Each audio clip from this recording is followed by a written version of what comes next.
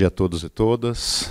Sempre um prazer encontrar os amigos, colegas de IBRAC.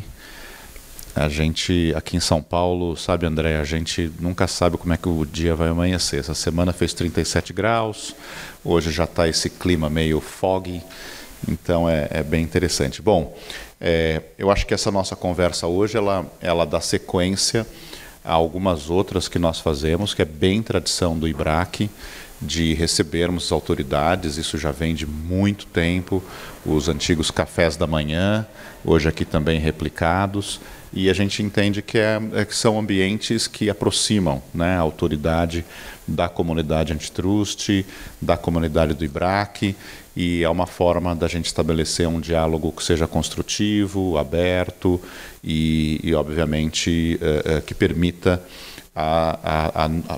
nós entendermos a perspectiva da autoridade, ao mesmo tempo em que a gente também coloca as nossas preocupações, receios e visões. Então, hoje nós temos aqui o prazer de receber o novo procurador-geral do CAD, André Luiz Macainha Freire. Ele é bacharel em Direito pela USP, graduado em Ciências Econômicas pela Universidade de Brasília, UNB, advogado-geral da União desde janeiro de 2017. Atuou como membro do Núcleo Especializado em Arbitragem da AGU, coordenador substituto do Ministério do Planejamento, superintendente da Superintendência de Infraestrutura Rodoviária, procurador-geral substituto assessor da diretoria da Agência Nacional de Transportes Terrestres. Foi também assessor na Secretaria Especial do Programa de Parcerias e Investimentos da Presidência da República e procurador da Procuradoria-Geral da Fazenda Nacional.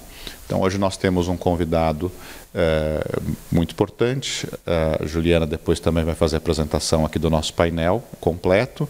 E como palavra minha final, eu queria aqui ressaltar que estamos aí um pouquinho mais do que só um mês do nosso seminário de concorrência, que será o 30º Seminário Internacional de Defesa da Concorrência. Ele vai ser lá em Itu, no hotel Novo Hotel. Nós já temos 32 patrocinadores já confirmados. Então, é um recorde na história do IBRAC, e isso mostra, obviamente, a importância que a área tem e teve e que vem tendo na realidade, e sabendo que nós também teremos o prestígio ali da presença de várias autoridades. O CAD vai estar em peso ali, tenho falado muito com o presidente Cordeiro, e também a sua presença lá em painel, outros conselheiros também estarão e outras autoridades. Então é isso, sem mais delongas, eu passo aqui para a nossa diretora de Contencioso e Arbitragem, a Juliana, por gentileza.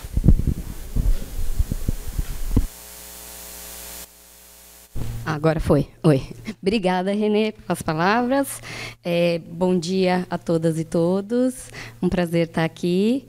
Muito obrigada, André e Bruna, pela presença. Estamos aqui eu, Juliana, diretora do Comitê de Contencioso e Arbitragem do IBRAC, Tiago, coordenador também do Comitê de Contencioso, e Ana Bate, a coordenadora do Comitê de Concorrência. E a gente tem aqui algumas perguntas que a gente gostaria de fazer para você, para, acho que até te conhecer um pouco e entender um pouco das diretrizes desses próximos 2 anos aí seu à frente da Procuradoria. Então, assim, até para a gente conhecer um pouquinho mais, se você pudesse contar um pouco da sua trajetória, sua carreira até esse momento, como você teve esse primeiro contato, como você teve contato com o direito da concorrência e com o CAD, e se é um momento importante aí da sua carreira, esse encontro aí das 2 graduações que você fez, Direito e Economia, e como você acha que a aplicação dele vai ser benéfica aí para o seu trabalho. Bom dia a todos. Obrigado, Juliana. Queria agradecer ao presidente Renê pela oportunidade de estar aqui e ter uma conversa franca, a gente ter esse jogo aberto. Eu acho que essa é uma marca pessoal minha e da gestão que eu gostaria de trazer para a Procuradoria, e sei que o IBRAC também tem muito apetite a esse tipo de abordagem, então contem conosco para esse tipo de troca que a gente vai vir a ter com certeza ao longo dos meses da nossa gestão. Queria também dar bom dia a todos os colegas aqui de painel que estão presentes também aqui no auditório. Assim, eu acho que até o Renê descrever um pouco meu mini currículo e de fato, assim, especialmente depois que eu ingressei na gestão pública, sempre minha abordagem foi com enfoque em regulação econômica e temas de direito econômico em geral, né? Seja do lado de temas de interesse do Estado, então minha passagem pelo Ministério do Planejamento. Trabalhei muito com temas de finanças públicas, planejamento de longo prazo, gestão e governança de empresas estatais, que são temas muito caros ao Estado e organização do Estado, né? Orçamento público, entre outras questões. E aí depois experiências no PPI, no Programa de Parcerias de Investimento, na NTT, no MIDIC, agora um pouquinho antes de eu chegar no CAD, agora no CAD, já com essa interface muito clara, né, do capital com a regulação econômica. E mais recentemente, minha formação em economia veio um pouco a sedimentar também essa multidisciplinariedade dos temas que a gente trata, né? Então, eu me recordo já desde as disciplinas mais básicas de contabilidade, entre outras disciplinas. Você vê que eu levava isso para o meu dia a dia no trabalho, na AGU. Porque você senta com... Eu sempre vim de uma trajetória consultiva, né, na AGU. Então, você senta todo dia com o gestor e ele está lá falando de número, falando de valor presente líquido, falando de orçamento, enfim. E se a gente agrega esses conceitos, essas ferramentas ao nosso dia a dia, como torna mais rica a nossa análise sobre os problemas da vida que a gente tem que lidar, né? Então... E a chegada agora ao direito da concorrência, para mim, é algo que eu, de alguma forma, já vislumbrava, né? Porque a minha experiência primeira com o direito da concorrência, na prática, foi no escritório do professor Tércio, né? Acabei tendo o privilégio de trabalhar com o Tiago e toda a equipe. Antes disso, já na faculdade, né? Disciplinas da concorrência, no meu intercâmbio, passei um período na França, eu tive algumas disciplinas com autoridades da concorrência francesas e comunitárias lá na Europa. E isso ficou um pouco guardado numa caixinha, porque desde que eu me formei, entrei na AGU, fui explorar outras searas, né? E o convite para assumir a procuradoria do CAD foi para mim um privilégio de, depois de 10 anos, retomar esse assunto na carteira de assuntos que me interessam, né? Então está sendo um privilégio me deparar com uma equipe. Está aqui Bruna Palhano, nossa coordenadora judicial da Procuradoria. É uma equipe altamente qualificada, em que me dá muita tranquilidade de chegar com uma casa já muito qualificada, muito arrumada, pronta para implementar novos projetos. E é isso que a gente tem feito, e acho que vai ser muito bom hoje falar sobre eles. Legal. Bom, primeiro também agradecer o René, a Juliana, o convite de poder participar dessa oportunidade de ouvir o André, a Bruna e ver, né, entender um pouco mais como eles, né, estão conduzindo e pretendem conduzir a Procuradoria.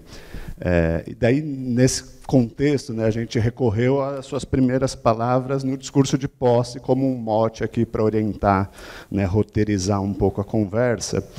Então, eu queria resgatar um pouco, né, o que você disse, o que o senhor disse. No discurso de posse, além dos 3 pilares da advocacia pública, né, que o senhor mencionou, foram apontados alguns temas que já haviam chamado sua atenção e que foram considerados caros, né, à sua gestão. E sobre esses temas que a gente gostaria hoje de ouvi-lo mais, além, claro, das perguntas que vierem, né, depois da plateia. Então, primeiramente, o primeiro tema foi o que o senhor chamou de robustecer a instrução processual, quanto à regularidade da produção de provas, a observância do contraditório e ampla defesa e a garantia de direitos, e o mapeamento e mitigação de riscos, constituindo uma atuação preventiva no âmbito da instrução probatória. Né, aqui, entre aspas, que a gente, de fato, recorreu às suas palavras. Bom, esses aspectos processuais, para nós, obviamente, também são sempre muito caros em todos os processos de conduta, né? Tem toda a discussão das preliminares e da regularidade processual, da instrução. Agora, concretamente, né, assim, em termos de medidas, de organização ali internamente, como que o senhor pretende ter essa atuação preventiva junto à SG, junto ao tribunal, e considerando, inclusive, também que nos processos de conduta tem momento certo para a Procuradoria se posicionar, eventualmente até justamente analisar a regularidade do processo. Enfim, como que é essa interação pretendida com o STJ e o Tribunal? Tiago, embora um pouco do que eu vá falar talvez seja já muito trivial para a advocacia privada, eu tenho muito orgulho de alguns anos para cá, a advocacia pública consultiva federal ter se transformado muito. A figura do advogado parecerista que ficava na sua sala e recebia o processo e dava um parecer com N recomendações, essa figura nos últimos 5 ou 10 anos, talvez, mudou muito na esfera federal, né? A AGU vem implementando já nessa década uma cultura de proatividade, de antecipação de problemas, de assessoramento muito mais do que a consultoria, né? Entre esses 3 pilares que eu trouxe. A minha tradição de consultivo, a gente vem criando e disseminando uma cultura de estar junto com o gestor muito antes do processo vir para aparecer, né? E isso está refletido, em alguma medida, no plano de ação que a gente aprovou recentemente dentro da nossa unidade, pelo menos em 2 projetos, né? E dentro de uma cultura que a gente vem implementando dentro da equipe. Um primeiro projeto, que é um projeto institucional da AGU, e aí eu vou falar de algo que é muito interno nosso, mas só para ilustrar como isso reflete né, na pergunta que você trouxe. Um projeto institucional da AGU é o do assessoramento personalizado, em que cada autogestor da área técnica tem um procurador individual como seu assessor individual dentro da Procuradoria. E a gente está dando esse pontapé nesse projeto agora. E a intenção é mostrar ao autogestor, e aí eu estou falando cargos nível DS5, né, o superintendente adjunto, o coordenador da CGA 9, enfim, no tribunal, os conselheiros, que esse assessor seja a porta de entrada para os serviços que a AGU presta. A AGU não só dá parecer, não participa no processo. A gente faz mediação, a gente pleiteia no TCU quando há processo de controle, a gente faz arbitragem. Então, a AGU é um escritório multi-serviços também. Então, esse projeto do assessoramento personalizado é essa porta de entrada para a AGU. E um segundo processo, e isso não prejudica, uma rotina de assessoramento próxima, e aí eu até estou falando mais dos cargos de mais baixa gestão.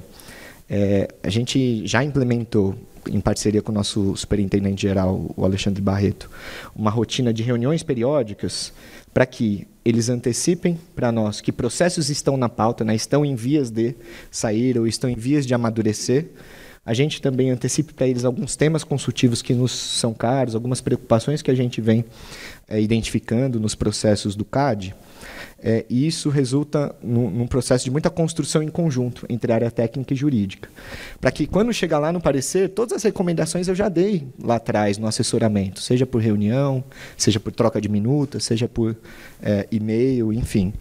Então, na nossa visão, né, e esses projetos refletem uma ideia de que o consultivo ele se dá muito mais no prévio, em reuniões, para que o parecer venha redondo, né? Claro, a gente vai analisar as alegações finais, a gente vai analisar os pontos que os representados estão trazendo nos PAs, mas muito provavelmente esses pontos já foram sendo tratados ao longo do processo, né? E isso é uma mudança de cultura muito forte na nossa visão. Outra frente de prevenção e mapeamento de riscos. A gente identifica alguns temas no CAD muito sensíveis e recorrentes que merecem um aprofundamento. Então, a gente já produziu 2 estudos internos, ainda estruturantes, né, sobre prescrição e provas ilícitas. Já apresentamos isso aos conselheiros e à SG. O CAD ele tem uma particularidade que talvez pouquíssimas agências tenham. Recentemente, a gente se reuniu com os colegas da Previ, que eles também têm um pouco essa particularidade, de que o mesmo processo tem múltiplos representados. Isso traz uma complexidade para fins de marcos temporais de prescrição, marcos interruptivos de prescrição, que não tem muita literatura sobre isso, não tem muita jurisprudência sobre isso. E a nossa lei, tanto a nossa lei quanto a 9873, usam um termo muito genérico para interrupção de prescrição, que é o ato... O ato que implique apuração do fato. Isso pode ser muita coisa, né? A gente tem uma zona clara, muito óbvia, a gente tem uma zona clara de que não são atos aptos, mas tem uma zona cinzenta aqui, que merecem um estudo aprofundado, e a gente já apresentou algo nesse sentido. Então, esses 2 temas eu acho que a gente vai poder aprofundar um pouco mais hoje também. A gente pareceu serem estruturantes e já antecipamos trazendo alguns entendimentos para a nossa área técnica, né? Para, ao fim e ao cabo, proferir pareceres já mais estruturados, já mais consolidados com o que vem sendo discutido antes ao longo do processo.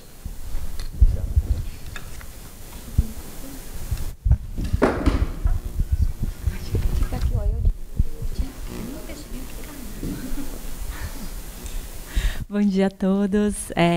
Obrigada pelo convite também, por estar representando aqui a diretoria de concorrência do IBRA, que é um prazer estar aqui com você, André, Bruna. Muito obrigada.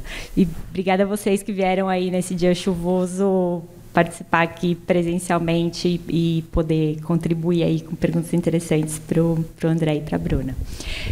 Pegando um pouco o gancho, André, no que você comentou sobre o papel da Procad na instrução processual, principalmente de investigações no CAD, né? Uma coisa que a gente se depara muito há anos é que, principalmente pelo formato dos acordos de leniência e pelos TCCs, acabam sendo incluídas muitas pessoas físicas, né, no polo passivo de investigações. Um pouco dá para entender, claro, o lado das empresas que fazem os acordos, né, que tentam apresentar lá o número máximo de pessoas possivelmente envolvidas que eles conseguem.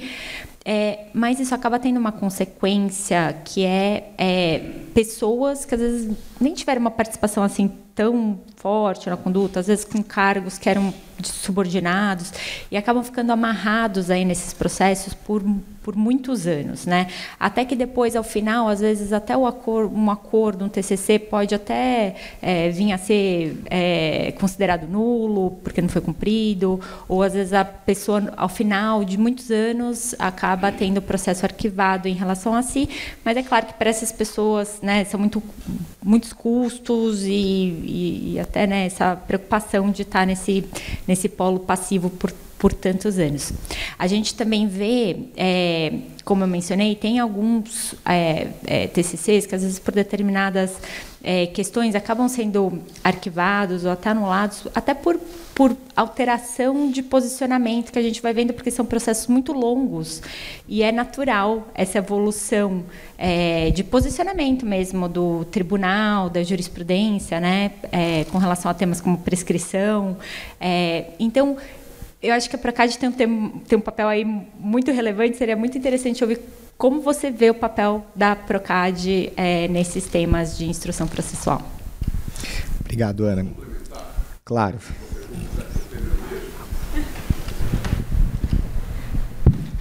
Bom dia. Bom dia a todos. Lauro Celidônio, do Matos Filho.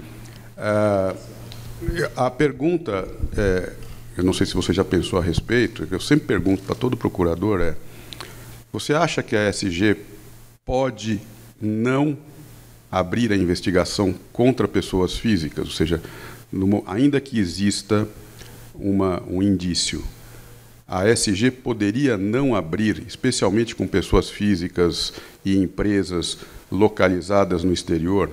Porque a gente vê, às vezes, tentativas de citação eternas.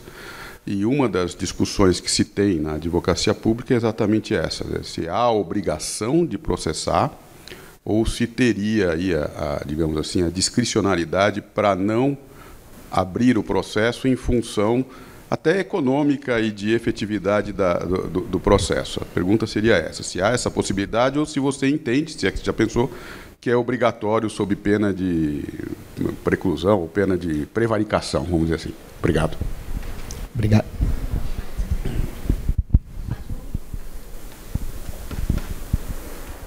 Ótimo ponto, Lara. Só pegando o gancho também, recentemente, em uma das últimas sessões de julgamento, a gente até teve posicionamento, né, dos conselheiros levantando esse tópico de, para fins de eficiência, será que vale hoje, em 2024, o tribunal estar julgando processos relativos a pessoas físicas que estão no exterior e de um produto que nem existe mais, né? Então, só para complementar aqui, ótimo ponto, Lara. Obrigado, Ana. E obrigado, Lauro, pelo questionamento adicional também. Acho que a resposta a essa pergunta, né, ela conversa um pouco com o final da minha resposta anterior, dada a complexidade dos processos do CAD, né, da pluralidade, multiplicidade de representados na maioria dos seus, em boa parte dos seus processos sancionadores, né. E aqui a gente sente um pouco o calcanhar de Aquiles do órgão de instrução, porque, de fato, enquanto a instrução não avança, não tem um certo amadurecimento, é difícil fazer um juízo antecipatório de que não tem indícios mínimos de culpabilidade para prosseguir face a um número determinado de representados. Até porque a gente tem visto na história do CAD, em boa parte dos casos, a gente tem encontro fortuito de provas, né? Você vai para uma busca e apreensão, você vem para um acordo, anos depois da instrução, você descobre coisas que você não tinha lá na instauração, né? Então, olhando aqui do nosso lado da mesa, né, da autoridade, é delicado, ao longo do processo, sem se ter pelo menos um amadurecimento mínimo, já de antemão arquivar face a determinados representados. Ainda que esse arquivamento não faça coisa julgada administrativa. Digamos que a gente tenha encontro superveniente de provas, nada obsta de ser reinstaurado, né? Tem uma ideia que eu venho refletindo, e é uma reflexão muito interna mesmo, e confesso que só conversei com um conselheiro a esse respeito, e também sem nenhuma pretensão conclusiva. O CPC de 2015 trouxe a figura da sentença parcial, né, da gente fatiar o mérito e avançar as questões e ir superando as questões conforme elas forem amadurecendo, né. Eu acho que poderia ser uma boa técnica, de antemão, né, sem olhar um caso concreto. Eu acho que isso pode ser uma boa técnica, mas tem que ter a clareza de qual é a repercussão dessa decisão para os fatos que vierem a ser observados a posteriori, né? Se a gente está falando da configuração da infração ou da culpabilidade específica, né, daquele agente que foi contra o qual foi arquivado o processo. Então, acho que é um tema que, sim, acho que tem espaço para amadurecimento, acho que a economia processual é a bola da vez. Eu acho que hoje em dia, né, a eficiência em lidar com os nossos recursos limitados de instrução, mas é uma ideia a ser amadurecida ainda. Como eu disse recentemente também, acho que outro tema que toca essa sua segunda parte da pergunta, que é a declaração de ilicitude de provas pelo judiciário ao longo da instrução do processo, ou mesmo administrativamente, qual é a repercussão disso ao longo do processo. Como eu disse, a gente já apresentou internamente um estudo para uma parte dos conselheiros lá do CAD, que tem em seu acervo de processos temas que refletem isso, né? Recentemente o Supremo em reclamações anulou uma série de provas, e aí acho que o intuito não é nem entrar no caso concreto, mas aqui a gente tem um debate muito frutífero e que eu acho que tem espaço no CAD, que é a contradição entre a oposição entre a teoria dos frutos da árvore envenenada versus a da fonte independente, né? E eu acho que essa tem sido um pouco a nossa linha de corte. Na linha de tutelar direitos, na linha de resguardar a ampla defesa, ilicitude e regularidade do processo, essa tem sido a nossa orientação. Seguir o que o Supremo tem trazido, mas sempre que houver uma linha interpretativa, né, dado que o direito é multi-interpretativo, sempre que houver uma linha interpretativa que prestigie a investigação, prestigie a configuração do ilícito, a Procuradoria vai seguir nesse sentido, né? Eu nunca havia refletido sobre isso, Lauro, sobre a sua pergunta, da discricionariedade de instaurar ou não. Em especial nesse caso em que, sabidamente, vai ser difícil citar, vai ser difícil cumprir, vai ser difícil cobrar, né? Eu confesso que eu não sei se de antemão, durante o PA, a gente pode admitir essa discricionariedade, mas eu com certeza acho que, uma vez condenado, porque, suponhamos, os representados vão ser réveis. Esse processo, muito provavelmente, deve ser mais célere do que um processo em que tem defesa, tem produção de provas, né? Eu não sei se a gente tem tanta margem de discricionariedade antes da condenação, mas uma vez condenado, será que a gente não consegue implementar uma política de saneamento? Olha, isso aqui não vai dar em nada, gente. A gente internamente lá brinca que isso é processo de papel, né? Porque não tem gente, não tem resposta, não tem som, não tem fala, não tem ato. Então, eu nunca havia refletido sobre isso. Eu acho que pode ser sim uma frente. A gente está com um caso lá agora na Procuradoria de cartel de tecnologia que nem existe mais. E qual é o valor público que a gente está gerando no fim das contas, né? Mas eu acho que é uma provocação interessante. Ótimo. ponto. Um outro ponto que a gente queria tocar aqui, que é até um tema bem caro para a gente lá no Comitê de Contencioso, que é a autocomposição e o consensualismo, né? A gente queria entender um pouquinho mais o que vocês estão pensando nessa frente, quais medidas a serem adotadas. A gente sabe, a gente conversou já, e você falou do alto número de processos aí no estoque, né, de cobrança de multas. Essas multas também podem ser eventualmente afetadas pela autocomposição. Como vocês veem esse tema? Juliana, eu considero que esse é um dos temas altamente prioritários. Assim. Acho que até foi um dos pontos que eu trouxe no discurso de posse, e eu acho que a gente tem um campo muito legal a explorar aqui. De novo, voltando ao nosso plano de ação, que a gente aprovou e vem implementando na unidade, um projeto estratégico é o de aprimoramento da cobrança. Não só é uma particularidade do CAD, mas na administração a gente tem muita dificuldade de cobrar nossas multas, de implementar a nossa ação regulatória. E, ao mesmo tempo em que eu vejo, sim, a importância do CAD desenvolver suas ferramentas coercitivas, porque é até isso que faz o enforcement do próprio processo sancionador, a gente não pode fechar as portas para outras ferramentas que eu acho que a administração acordou não tem muito tempo, que são ferramentas consensuais, né? E aqui a gente tem que fazer uma distinção muito clara. Uma coisa é a gente sentar à mesa para falar de obrigações pecuniárias, multa. Outra coisa é a gente sentar à mesa para falar sobre obrigações comportamentais e estruturais, que também são os remédios típicos no antitrust, né? Para esses últimos, o CAD tem uma ampla discricionariedade, dado que o contexto muda. Um cartel julgado há 20 anos, o que é o mercado hoje, depois de 20 anos? Né? Os remédios que eu apliquei há 15 anos já não fazem mais sentido hoje. Então, a gente vislumbra lá no CAD, e é claro, isso passa por um filtro de mérito, de conveniência e oportunidade que não nos cabe na Procuradoria. Desculpa, obrigado.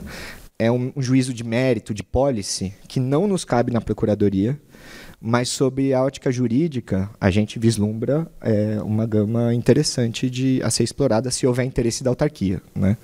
Então, esse é um primeiro ponto. Já do lado das multas, aí é um pouco o contrário. Acho que o jurídico tem sim uma preponderância, até porque as amarras legais existentes mudaram muito nos últimos anos recentes, né? Eu vou falar alguns números daqui a pouco dos estudos que a gente tem. O CAD celebrou muitos acordos de 2018 para trás, de 2018 para trás.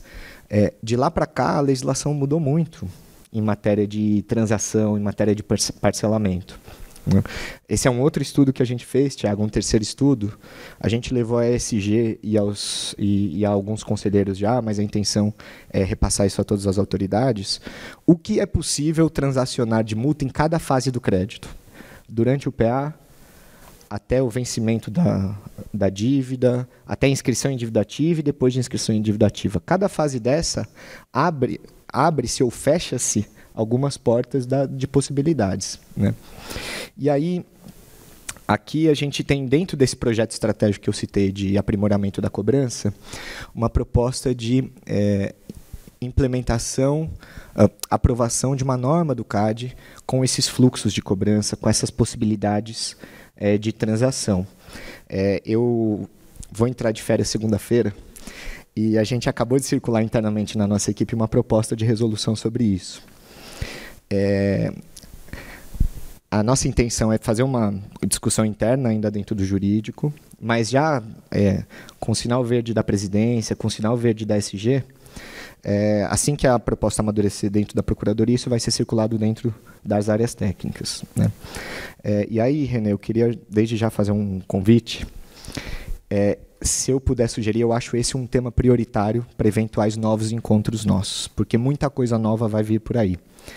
E aí eu acho que até eu queria fazer uma provocação, se não seria interessante, eu preciso ainda validar internamente com a presidência o uso do nosso espaço. Eu vejo um campo frutífero para a Procuradoria e o IBRAC terem encontros recorrentes sobre o tema. Imagino, não sei se alguns de vocês aqui atuam no mercado de concessões rodoviárias. Há pouco tempo atrás eu era superintendente de rodovias e a gente fez um trabalho muito bacana lá de colocar os dedos nas feridas para tratá-las, né? A gente iniciou um processo de reforma regulatória que se deu o nome de Regulamento das Concessões Rodoviárias. E a cada etapa, eram 5 normas, né? Elas foram sendo aprovadas em sequência, a última deve ser aprovada no fim do ano agora. Já nem estou mais lá, mas a criança já começa a andar. A cada etapa a gente fazia rodadas com as 4 associações, né? 2 representativas das concessionárias e 2 representativas dos usuários, para bater ponto a ponto, capítulo a capítulo da norma. Então, e sempre num espírito muito de colaboração com o ambiente regulado, né, de franqueza no tratamento dos problemas, porque para resolver problemas a gente precisa falar deles, né, com muito respeito, com muito espírito republicano. Então, eu queria provocar o IBRA, que se a gente consegue fazer algumas rodadas, a gente pode bater uma bola, a gente vem a São Paulo uma vez, vocês vão a Brasília alguma vez, eu quero validar... Ótimo. Quero validar essa ideia com o presidente Cordeiro. Não falei com ele ainda sobre isso, mas rodadas entre nós, jurídico, para tratar dos problemas. E esse seria um dos primeiros que eu teria interesse em falar.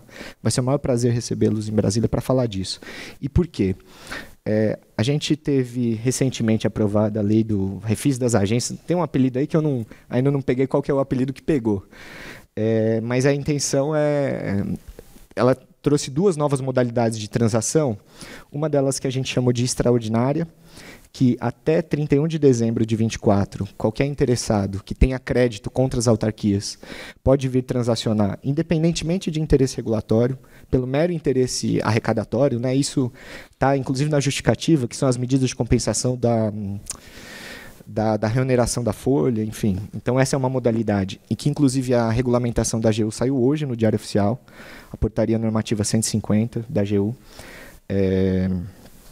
E aí, eu também quero aproveitar esse espaço para convidar os advogados, a comunidade da concorrência, que essa é uma modalidade muito interessante para a gente superar os nossos passivos, superar litígios históricos, e que a gente vê uma porta muito frutífera.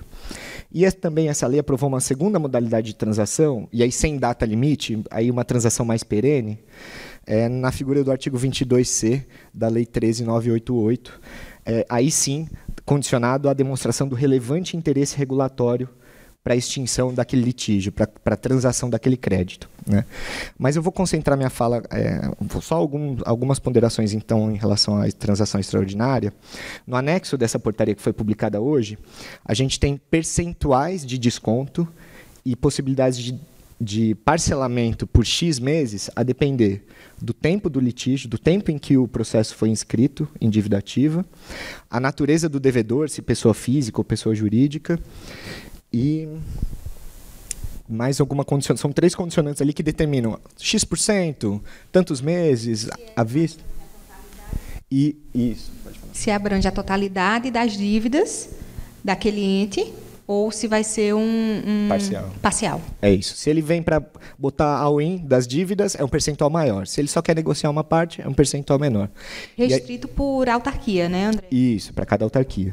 Então, para as pessoas jurídicas, o desconto chega a 65% do valor, né, e para as pessoas físicas, 70%. Então, reforçar o convite. Eu acho essa uma excelente oportunidade para a gente sentar e conversar. Eu acho que a gente vai falar mais sobre isso, mas, René, de novo, fica o convite, para a gente seria muito interessante aprofundar esse tema.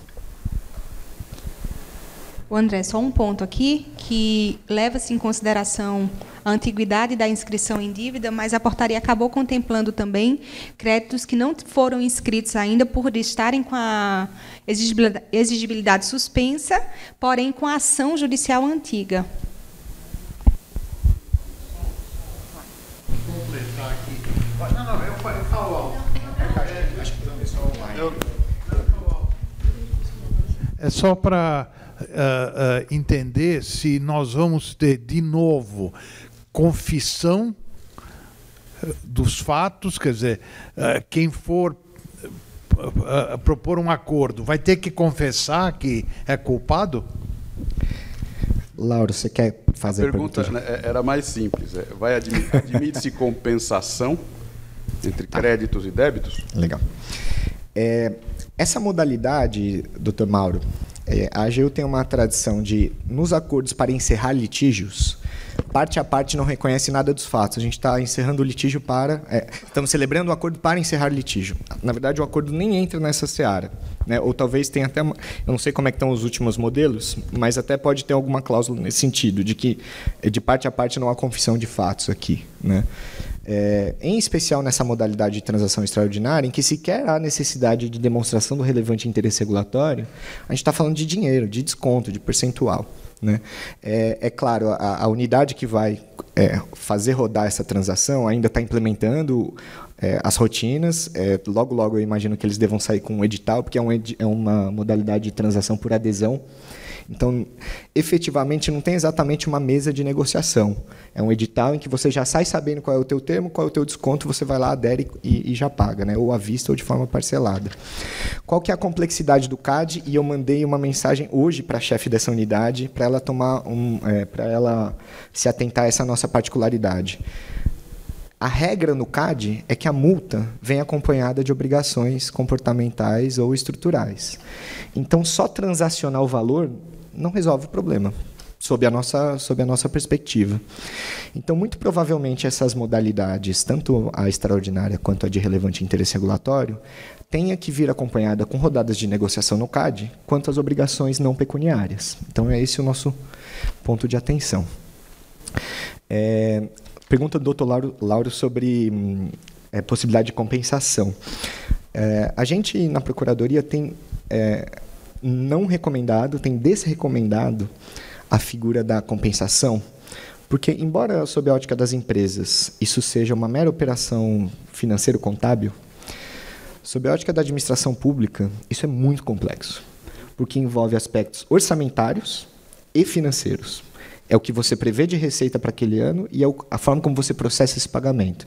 E aí isso extrapola em muito o CAD, que sequer é o gestor do FDD, né? Embora na União o bolso seja único, né, o caixa único do Tesouro, quando a gente tem o FDD como destinatário das nossas contribuições pecuniárias, a gente tem um destaque orçamentário. Isso é uma operação não trivial. Por isso, embora não seja...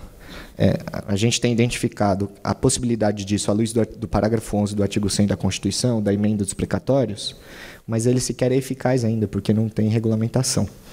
Então, a gente tem não recomendado essa possibilidade.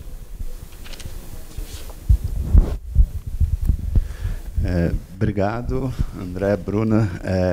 Notícias muito boas, animadoras, eu acho, desses projetos que vocês já estão implementando.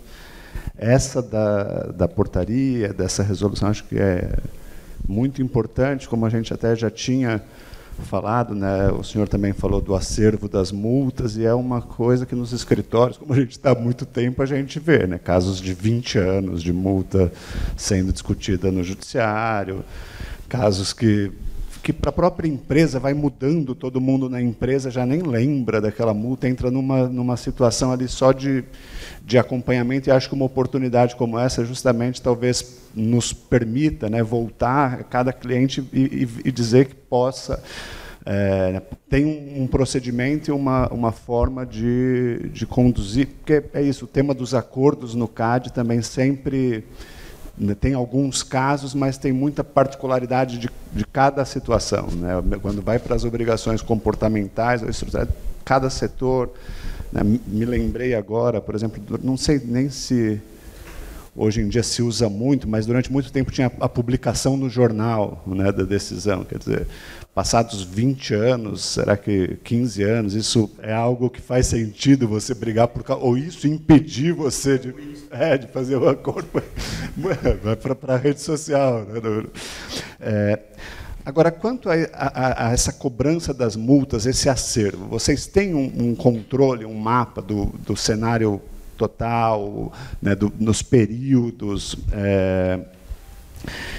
e que política, né, acho que tem essa situação agora muito específica da transação extraordinária, que é até algo que, né, acho que quanto mais a gente também puder já saber, porque, por exemplo, essa resolução daí nem entraria em consulta pública, né, vocês já vão publicar. Essa da AGU que eu falei hoje, a portaria 150, Essa está já no foi DOU hoje. publicada.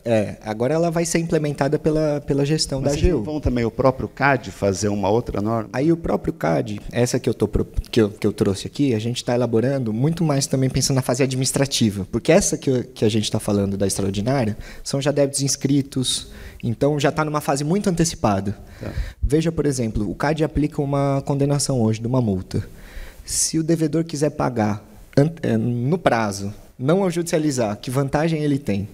Né? Então, uma das coisas que a nossa norma do CAD tende a prever, que não tem muita relação com essa que eu falei, que foi publicada hoje, é e se eu te der um desconto por tempestividade e não litigiosidade? Né? Isso precisa de norma, na nossa visão. Então, esse é um exemplo de instrumentos, ferramentas que o CAD pode ter na esfera administrativa que lhes faltam por falta de norma. E essa é a nossa proposta. Entendi. A norma é para olhar para o lado mais administrativo e disciplinar cada fase. Isso que não tem essa urgência das transações extraordinárias que é até o final do ano. Isso. A nossa intenção é não só trabalhar regras materiais desses instrumentos, mas principalmente, acho que você tocou num ponto importante, Thiago, governança. Se uma parte quiser sentar com o CAD hoje e falar, quero transacionar, com quem que ele fala? Esse é justamente o desafio. Justamente, você manda um e-mail na procuradoria, como que você... Qual a clareza dos procedimentos? Né? Você pode ir lá primeiro consultar o valor, saber qual a gestão ali interna. Então, a nossa intenção é dar transparência a essa governança. Embora haja um alinhamento interessante entre a presidência, a SG e a Procuradoria hoje, a gente está em contato todo dia. É bom ser transparente, né? É bom comunicar qual é o guichê e qual que é o rito. Então, essa é um pouco a nossa ideia. E eu já conversei internamente, eu acho que há aptidão, há apetite da autarquia para avançar nesse sentido. Ainda não consigo antecipar, cravar, porque tem um debate interno ainda a ser feito, mas eu acho que no futuro próximo a gente pode... E eu conto com o IBRAC, que é um ator privilegiado, né? Está olhando o CAD numa posição muito privilegiada. Conto com as críticas de vocês e muito construtivas, eu tenho certeza.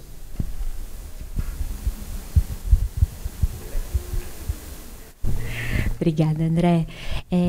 Vou retomar, voltando um pouco para o seu discurso de posse, quando foi mencionado, né, a necessidade de se aplicar e de se respeitar os precedentes, seja do CAD, seja do Judiciário, né? E óbvio, uma questão super importante, mas a gente vê precedentes que acabam oscilando muito, né? Então, às vezes, o CAD decide de uma forma, o Judiciário reverte. Às vezes, mesmo no CAD, a gente tem posicionamentos, às vezes, um pouco contraditórios, quando a gente trata, por exemplo, de temas como prescrição ou dosimetria e parâmetros, né, analisados aí para questões de multas. Então, minha pergunta é: como você acha que a Procad poderia contribuir aí na evolução desse tema, que é um tema tão relevante, né? Ana, eu vou só voltar um pouquinho na pergunta do Thiago, porque você falou também sobre estoque de multas e processos, né, Thiago? Eu acabei não respondendo, porque eu fiz um bate-bola aqui. Eu vou trazer rapidinho, eu peguei uma colinha de alguns números.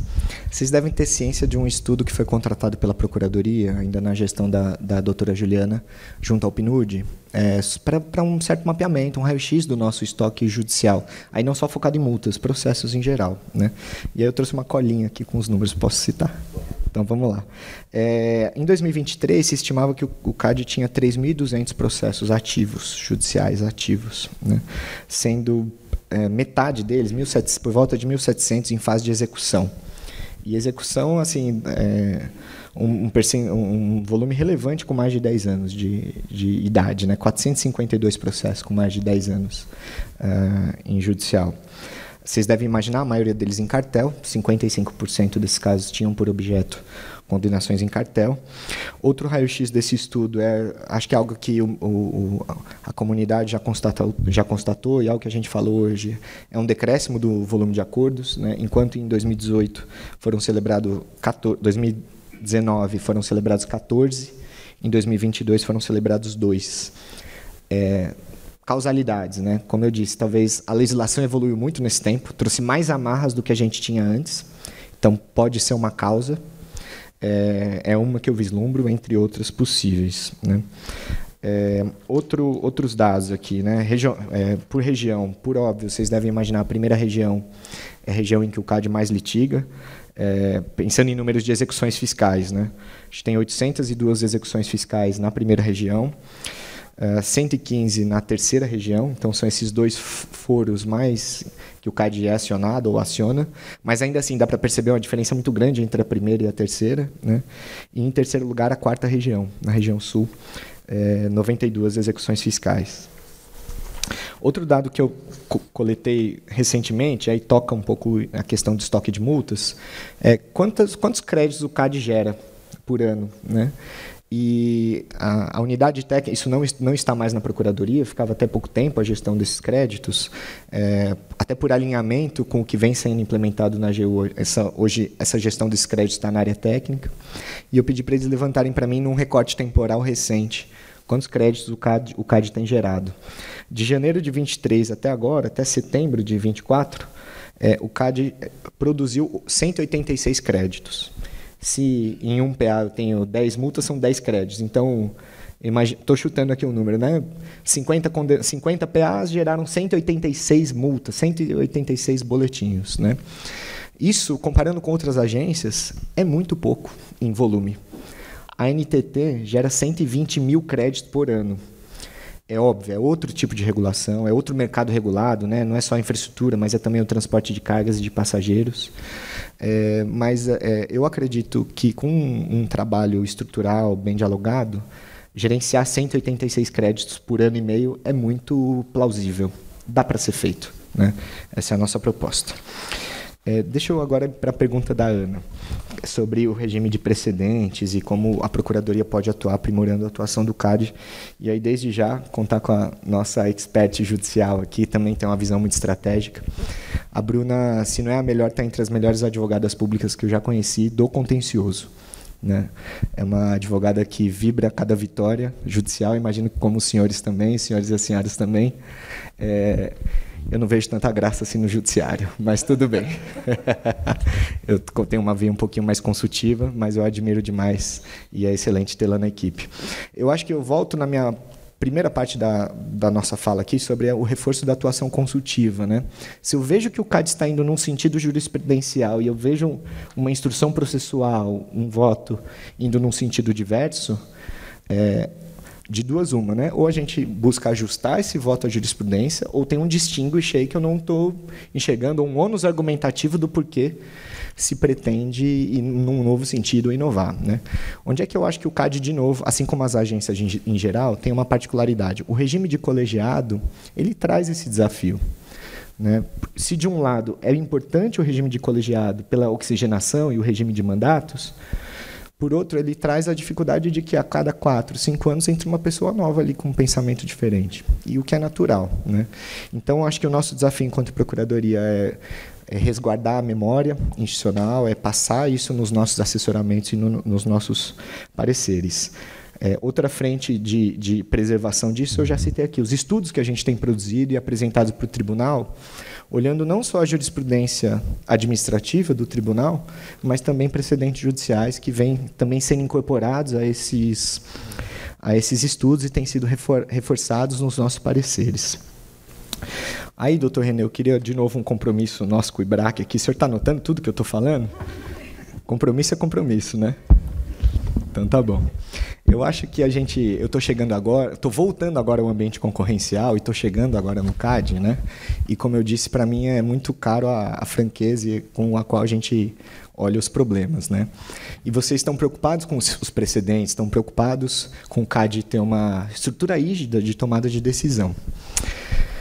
Vou citar um caos. A gente estava aqui falando no começo do caos, né? Mas é um caos em abstrato, não vou entrar no caso particular. A gente tem sedimentado, né, na literatura, na nossa jurisprudência do CAD, que o CAD, em matéria de práticas anticoncorrenciais, ele tem um padrão de condenação ou por objeto ou por efeitos, né?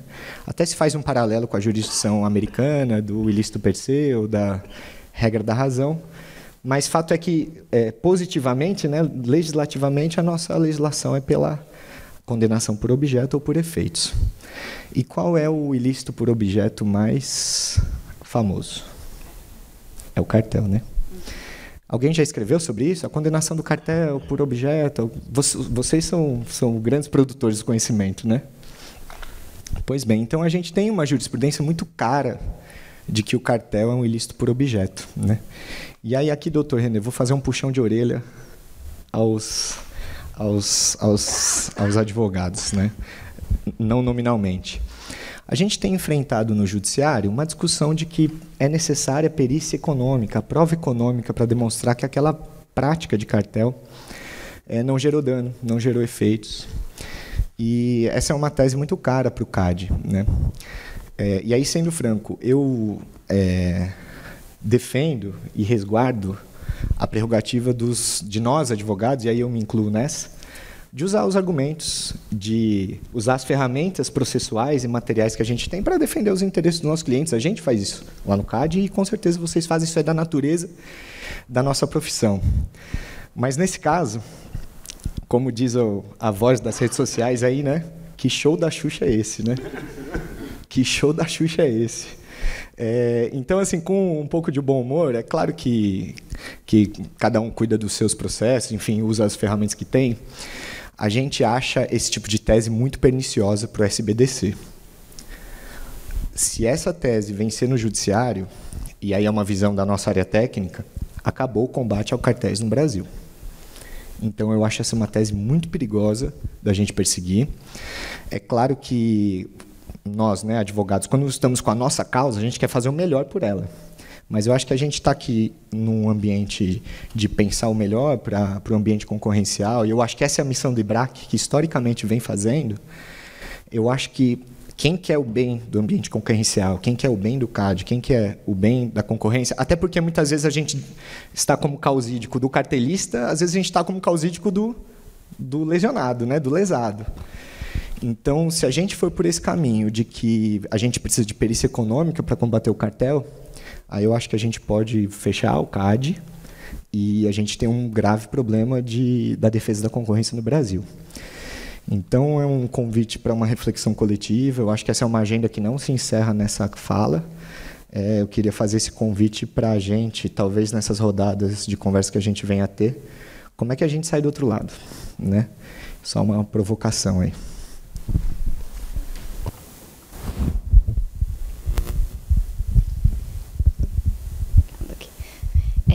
Uma próxima pergunta, André, para saber se vocês têm um levantamento interno, acho que é até um pouco direcionado para a Bruna, que vai saber mais por ser da coordenação de contencioso. Vocês têm algum levantamento sobre os principais temas que são discutidos no judiciário, principalmente na parte formal ali do processo, né? E se teria expectativa de alguma medida da Procuradoria para instruir um pouco melhor os processos administrativos para evitar esse questionamento posterior no judiciário?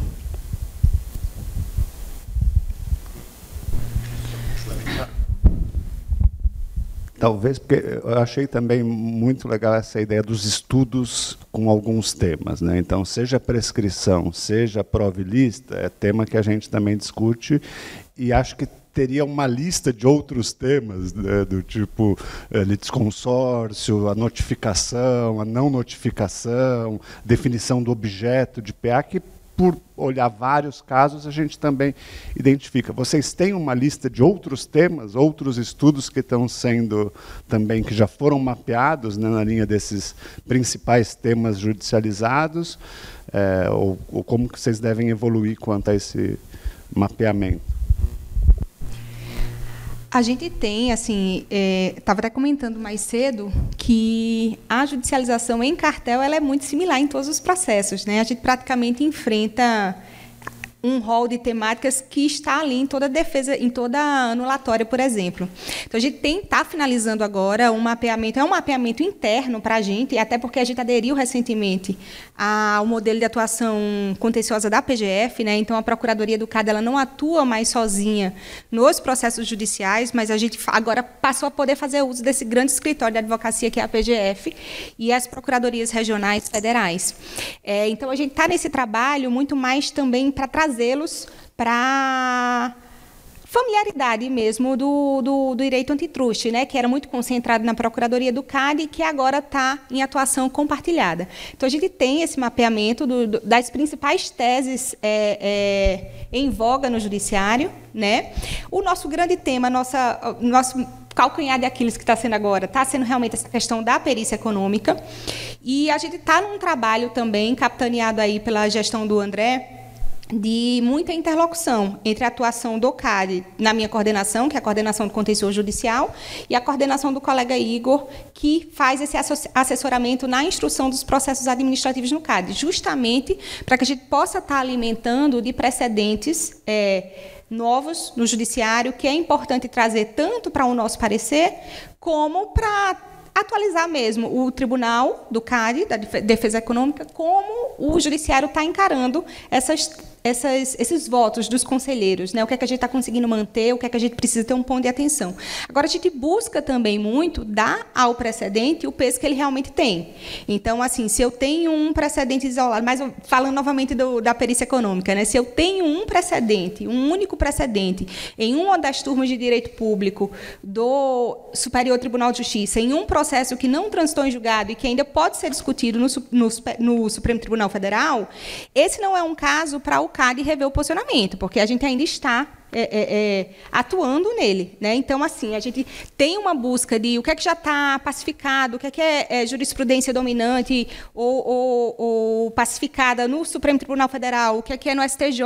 A gente, às vezes, tem um entendimento do TRF1, já muito sedimentado, mas aquilo ali nunca foi conhecido no mérito pelo STJ.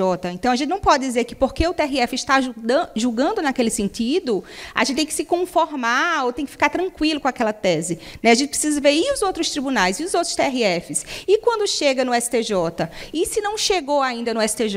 Então, a gente faz esse estudo também de mapeamento de jurisprudência, mas dando peso ao precedente, conforme a instância, conforme se aquilo ali está julgado em definitivo pelo tribunal ou se é uma discussão que ainda está correndo. E eu acrescentaria essa iniciativa que Bruna trouxe no começo da fala, que é a identificação, uma identificação até mais qualitativa do que quant. Tem um quant por trás, mas ela é muito qualitativa, de que teses são mais relevantes para a gente se debruçar. É um projeto que foi concluído agora, está sendo concluído agora, referente ao plano de ação do ano anterior, até ainda na gestão da doutora Juliana, né? A gente ainda tem também um outro projeto, também no plano de ação agora, atual, que é a da implementação de um painel de processos para consumo interno, tanto da nossa Procuradoria quanto da AGU, para a gente parar de olhar a árvore para olhar a floresta, né? A partir de processamento de dados, geração de painéis, eu consigo ver onde a gente está perdendo mais, quais são as teses que a gente está perdendo mais ou ganhando mais. Então, hoje a gente não vive mais na advocacia do processo sozinho, a gente vive numa advocacia estratégica com base em dados, né? E a gente está começando agora também essa implementação, até de uma experiência, a gente não está inventando a roda, a ANEEL já tem essa experiência já de alguns anos, eu acho que é algo por volta de 4 anos. Então, a gente está trazendo isso para a nossa Procuradoria também, esse projeto de ter um painel estratégico de acompanhamento do nosso estoque de processos. Só mais um pouco. Tem um outro projeto estratégico também, que eu acho que conversa com esse ponto que a Bruna trouxe, do diálogo entre o consultivo e o contencioso, e como a gente reporta às autoridades do CAD, né? A gente construiu esse mês um piloto, e a intenção é implementá-lo em definitivo, de um informativo interno, tanto dos pareceres que saem da Procuradoria, para o pessoal do Judicial saber o que está sendo opinado, quanto do judicial, decisões que foram proferidas, processos em vias de serem pautados, até para os conselheiros saberem também o que está rolando no mundo jurídico que envolve o CAD, né? Então, essa é também uma iniciativa de difusão de conhecimento interno dentro da autarquia. Legal. Até porque, né, é curioso que muitos casos têm sigilo, né, também, segredo de justiça. Então, essa questão, às vezes, do acesso à própria informação do que está acontecendo é fundamental, né? Primeiro, claro, internamente, mas também pensar formas de também publicizar. Um pouco, justamente, entrando num tipo específico de processo, que para nós também é uma frente, né, que são as ações reparatórias de danos de cartéis. ou de danos concorrenciais em geral. Hoje a gente vê no mundo tem muito, né, reparação por outras condutas também. A gente, né, também tomou conhecimento de alguma movimentação da Procuradoria no sentido de viabilizar, auxiliar a preparação desse tipo de cálculo dos danos. Não sei se se comunica em alguma medida com esse tema da perícia que vocês estavam comentando. Assim, a Procuradoria tem interesse em apoiar esse tipo de ação, que a gente sabe que também pode ser fundamental para reforçar o enforcement contra cartéis. E quais medidas, né, poderiam ser adotadas pela Procuradoria para fomentar as ações reparatórias? Aí a gente entra num campo, até agora a gente falou do CAD no polo passivo, né? Judicial passivo, né? Quando entram as anulatórias, enfim, mandado de segurança, entre outras questões. Aí aqui até eu puxo um gancho, Tiago, da sua pergunta do CAD no polo ativo, né? Que é ou o CAD ou o poder público, né, buscando reparação, ou mesmo os particulares também, entre eles, buscando reparação. Eu acho que a gente tem algumas oportunidades de aprimoramento aqui, ou de pelo menos uma reflexão sobre qual é o papel nosso enquanto autoridade antitrust, né? E aí não só no âmbito das reparações, a gente também tem refletido internamente oportunidades de aprimorar até outra frente de polo ativo, que são das buscas e apreensões, né?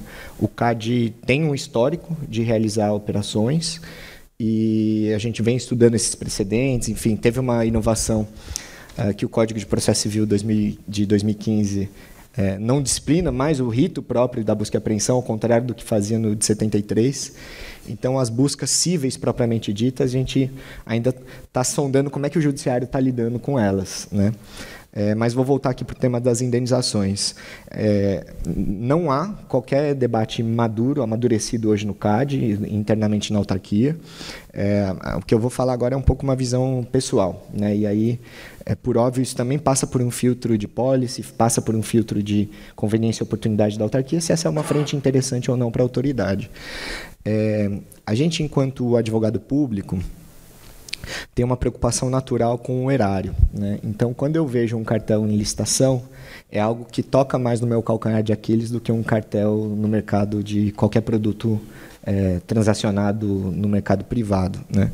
Então, se é possível, se há algum caminho, talvez, para o CAD, me parece, do CAD ingressar nesse debate, e eu acho que é um caminho interessante, é começar a fazer exercícios internos, fazer alguma articulação interna, para buscar essa reparação na esfera pública por hora. Mas eu acho que se de fato isso for à frente, eu acho que isso é um terreno até interessante para os particulares, porque a gente começa a falar em metodologias, né? Metodologias que a autoridade usa, né? É claro que uma licitação é diferente de um cartel de um produto qualquer, qual que é o sobrepreço, enfim. Mas eu acho que a autoridade tem sim a contribuir nesse debate, eu acho que a gente ainda não entrou nesse debate, não tem nada concreto, não tem nenhuma iniciativa, mas uma visão pessoal minha é que sim interessante a autoridade não é interessante a autoridade ficar ao largo desse debate. Eu acho que seria interessante a gente entrar.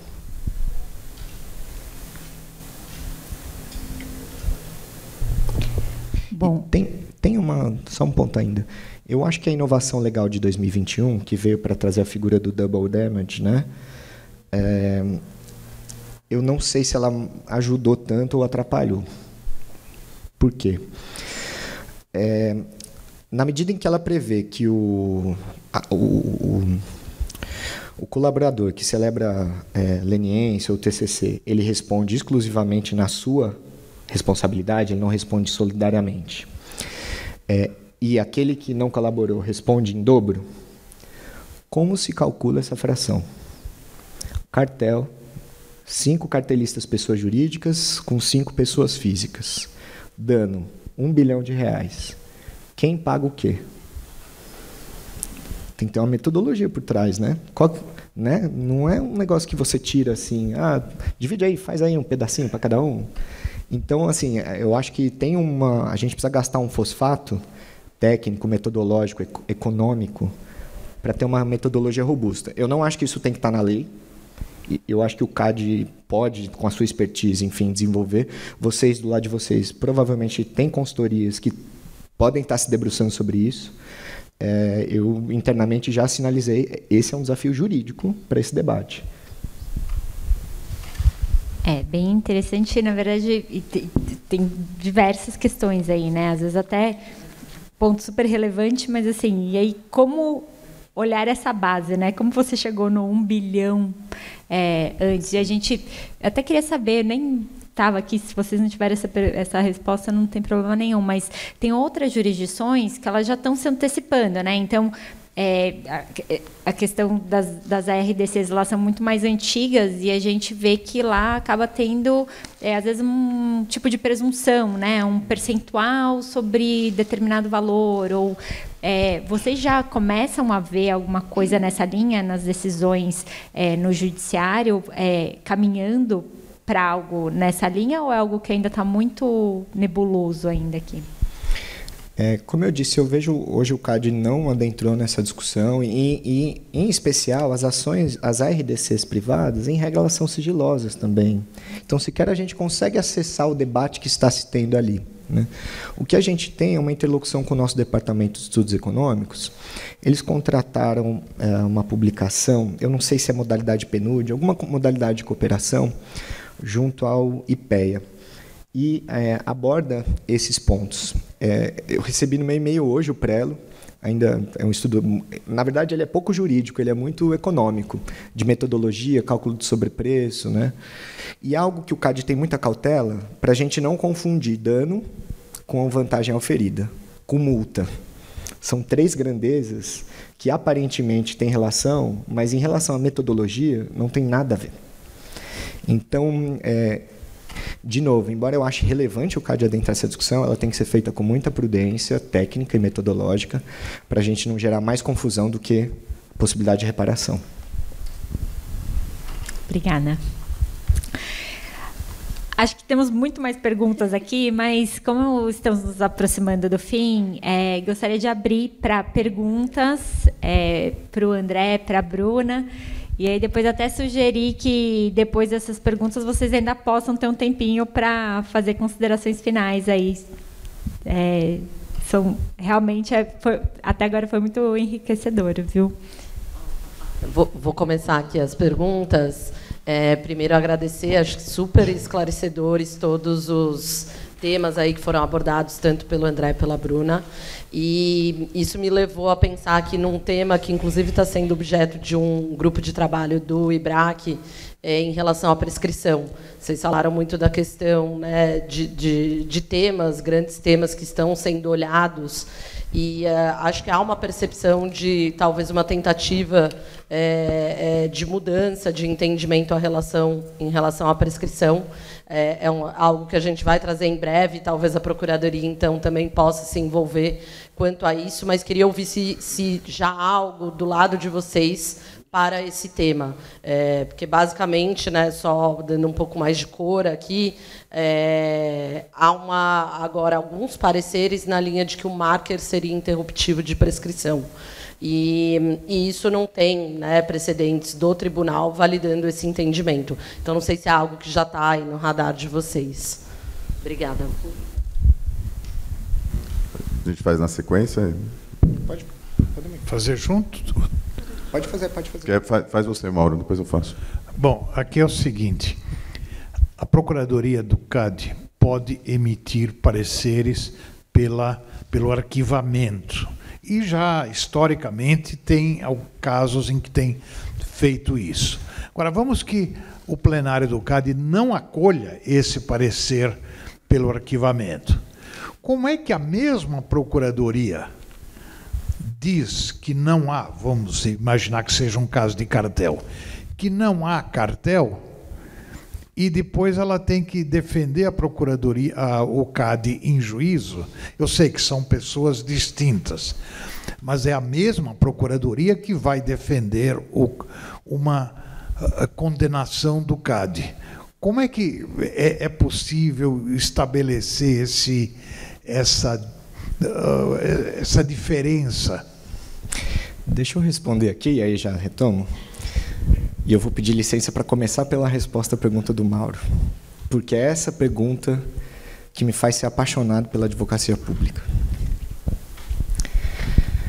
Diferentemente de vocês, o senhor foi advogado público, então o senhor deve imaginar o que eu vou falar. Você deve imaginar o que eu vou falar. Ao contrário do exercício da profissão por vocês, em que vocês podem escolher o cliente, negar cliente, o cliente pode escolher vocês, pode desconstituir vocês dos autos.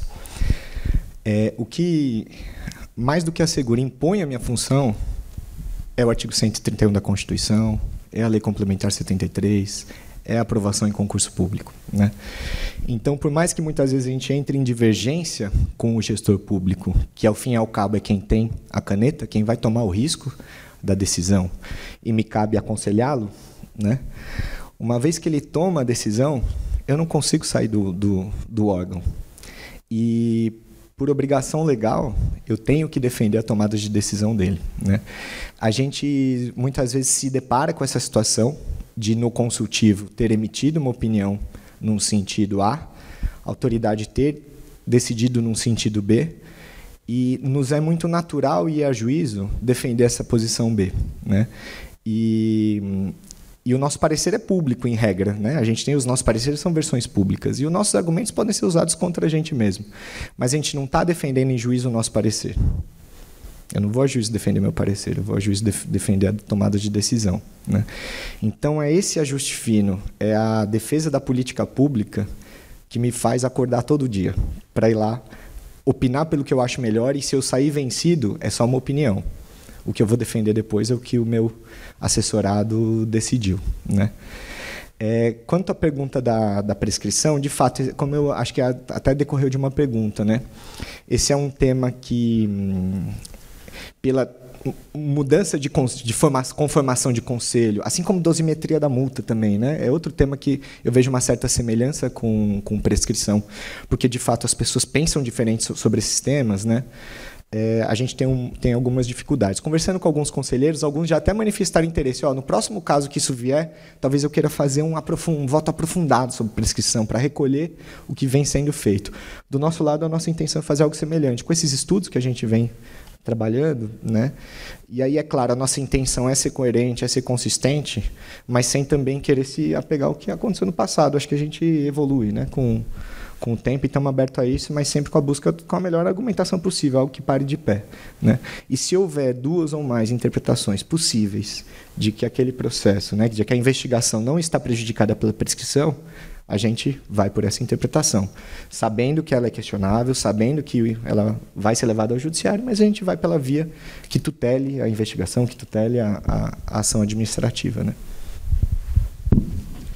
Bom dia, parabéns pelas exposições. É bom ver sangue novo, energia nova, né, na Procuradoria. Eu sou Guilherme Ribas, sou vice-presidente do IBRAC, sócio do Tosini, e eu queria fazer só um comentário breve sobre uma fala sua, doutor André, e uma pergunta. O comentário é sobre essa preocupação que vocês levantaram, os dois levantaram, né, sobre as teses que são desenvolvidas no judiciário em relação à perícia econômica, né?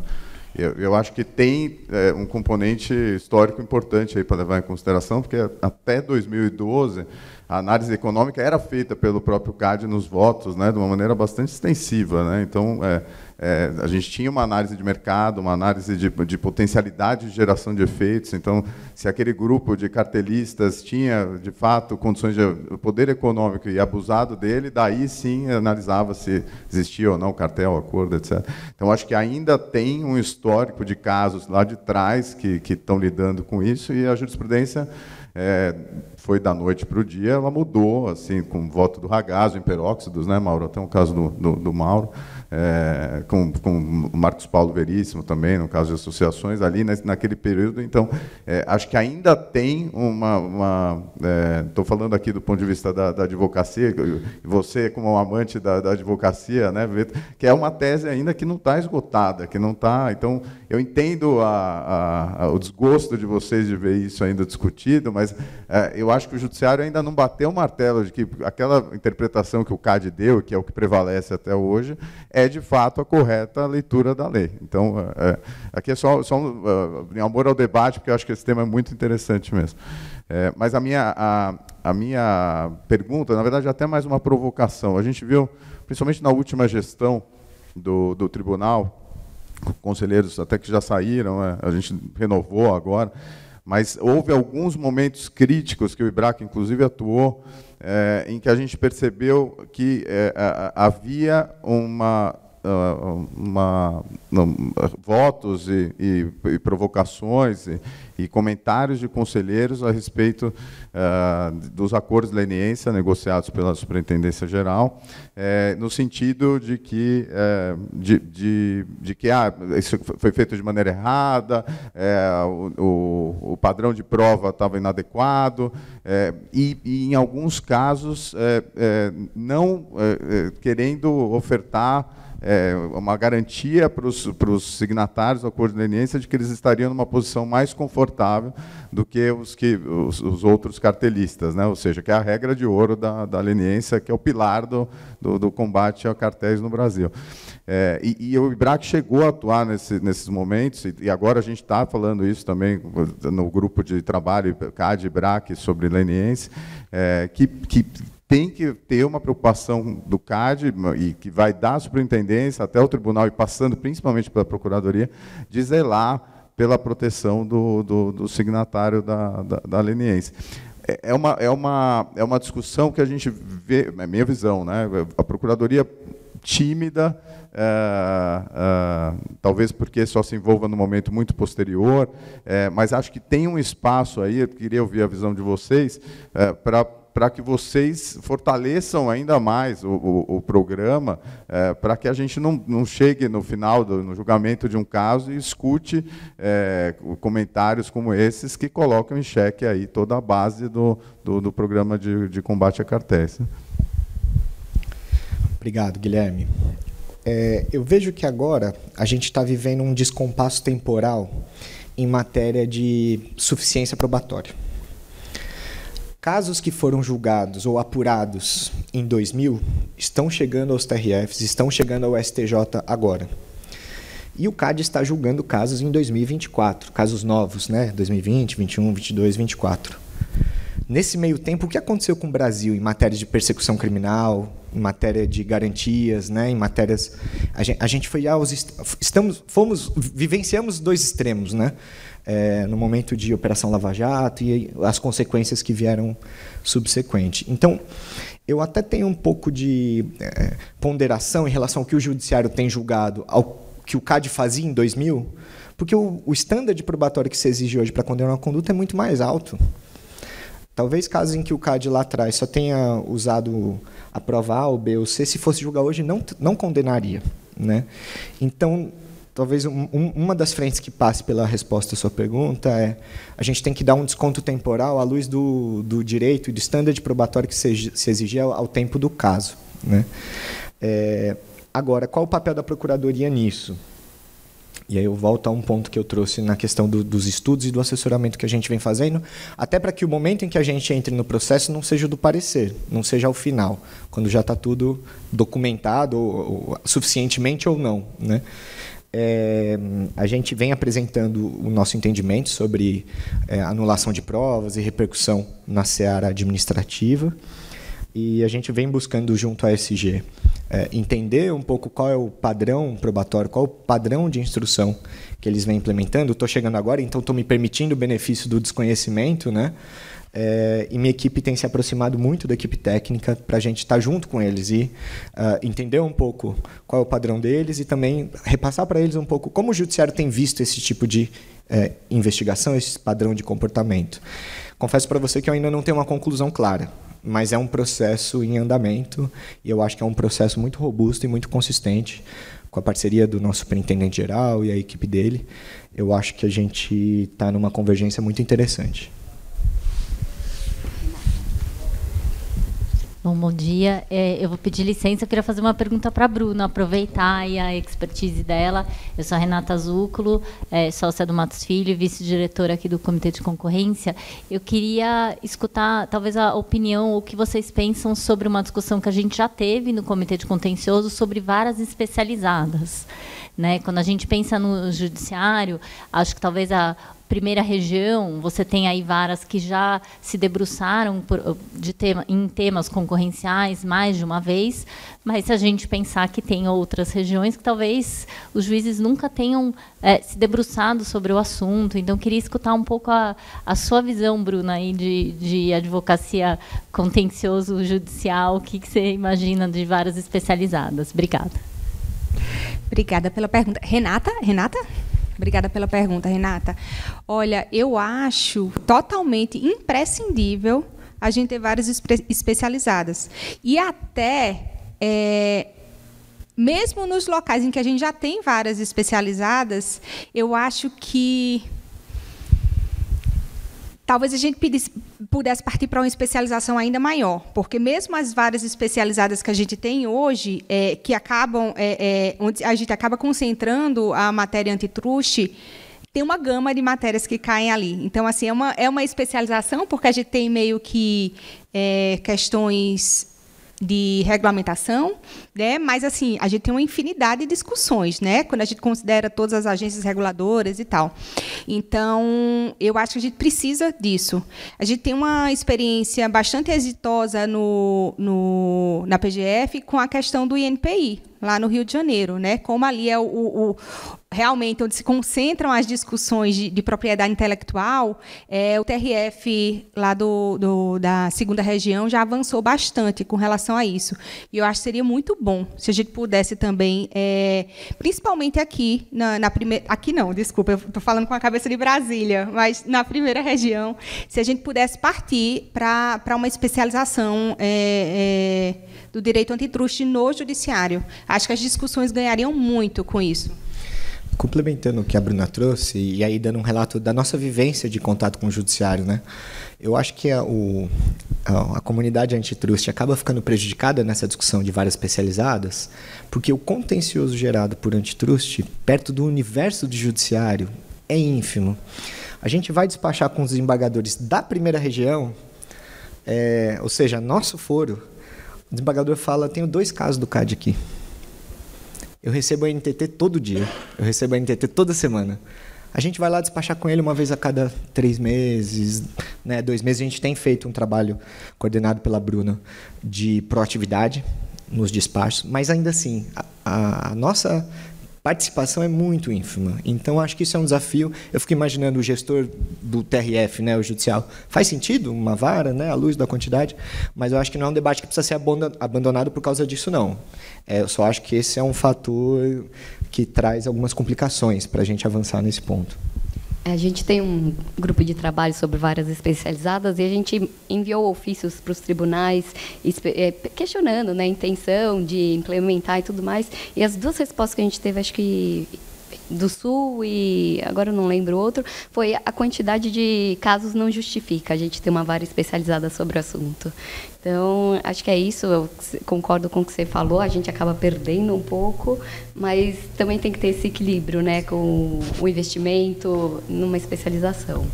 E aí eu acho que tem uma questão de arranjo institucional pelo seguinte, eu tenho um colega de faculdade que é promotor de justiça aqui no estado de São Paulo. E ele ficou especializado em direitos de quilombolas. E o Ministério Público, posso estar falando alguma impropriedade, mas o conceito é esse, se organizou para tudo que chegar de quilombola no estado inteiro, é o ofício dele que vai responder, ainda que ele esteja em uma cidade do litoral sul aqui de São Paulo. Eu não vejo esse tipo de flexibilidade no judiciário, até por conceitos tradicionais, como juiz natural, entre outros conceitos que trazem um pouco mais de rigidez institucional à organização do judiciário, né? Na advocacia pública, a mesma coisa. Se a gente tem uma demanda que está se destacando, o colega lá do Amazonas vai cuidar de uma demanda do Sul. Isso é muito flexível e a AGU aprendeu muito nesse sentido e vejo vocês na advocacia ainda mais, talvez, né? Mas eu não vejo essa abertura no judiciário. Tem mais alguma pergunta?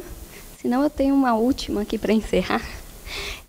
Quando você falou, eu sei que a resolução ainda está em discussão, primeira minuta que você mandou internamente, mas quando você falou ali sobre os possíveis descontos, inclusive em esfera administrativa, por tempestividade, desconto nas multas, né?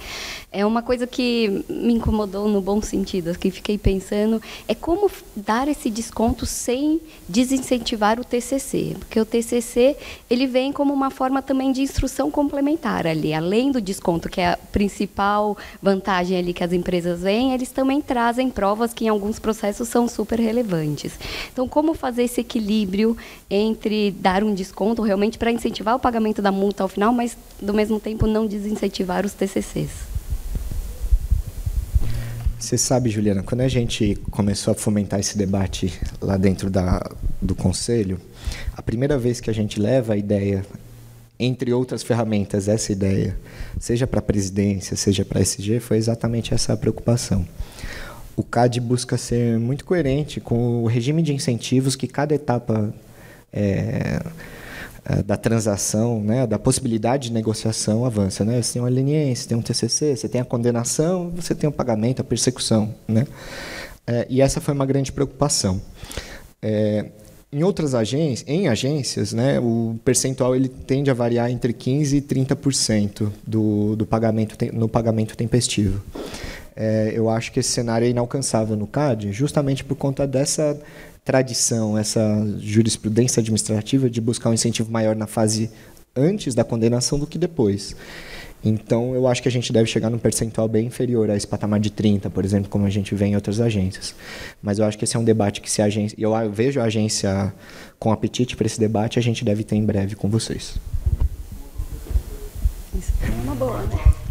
Vamos lá, vamos conversar sobre isso. Não, perfeito, muito obrigada. Alguma outra pergunta? Não?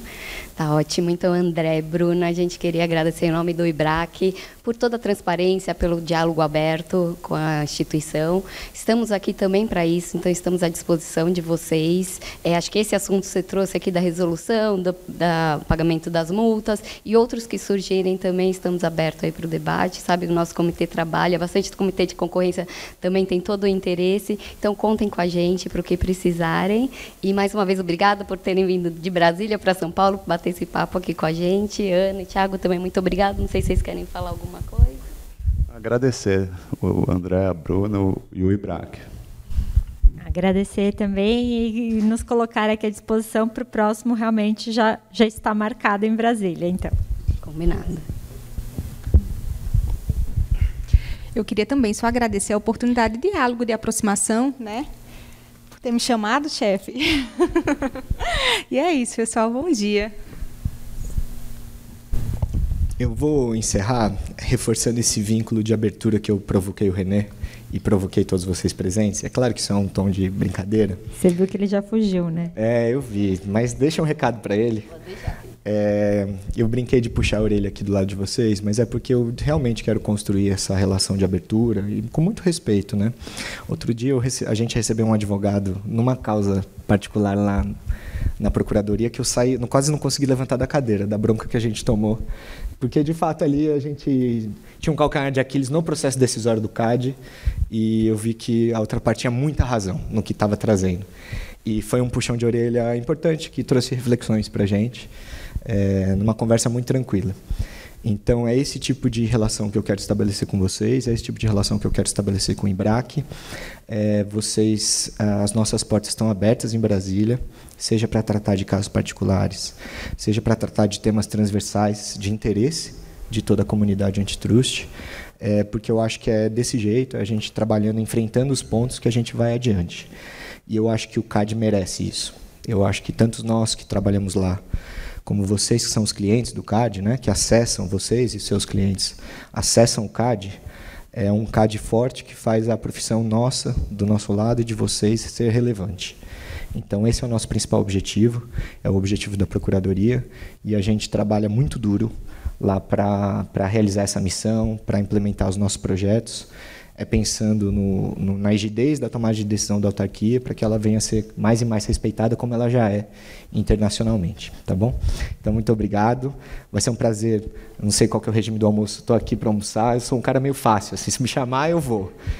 Vou estar por aqui. Então, vai ser um prazer a gente bater um papo ainda hoje. Estou à disposição. Perfeito. Muito obrigada. Obrigada a todos. Um bom dia.